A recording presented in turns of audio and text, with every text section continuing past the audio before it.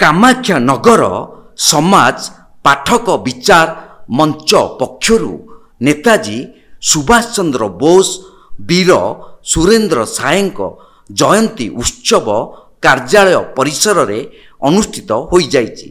पाठक विचार मंचर आवाहक शुभमय नंदंक आवाहकत्व रे अनुष्ठित कार्यक्रम रे अवसर रे प्राप्त अध्यक्ष मेजर प्रभात कुमार दास जोगदेई नेताजी जीवनी उपरे आलोकपात करी वीर सुरेंद्र सायंक स्वाधीनता आंदोलन रे रहितिबा भूमिका उपरे सूचना प्रदान करिथिले।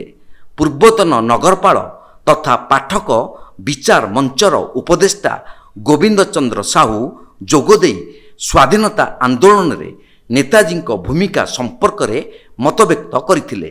एथिरे पाठक विचार मंचर सदस्य मानक सहित उपखंड सांबादिक संघर सदस्य माने उपस्थित थिले।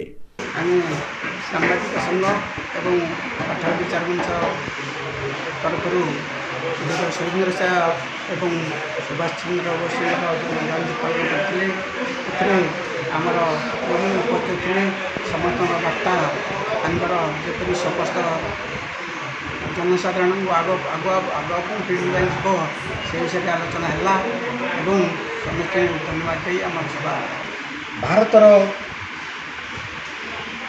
स्वाधीनता राजनीति जोग देते एवं भारतर प्रथम सेनाबाहिनी गठन करते सुभाष बोस जार नाम देते आजाद हिंद फौज एवं जदि सुभाष बोस अकाल मृत्युवरण करनतांते भारतर राजनीति क्षेत्र में परिवर्तन देखा देता एवं भारत समृद्ध राष्ट्र रूपे परिणत हो सारी जो राजनीति व्यक्ति माने वर्तमान कहते we are under developed going to developed आमे से डेभलप्ड कंट्री पहुँची पारि था बोली मोर आशा।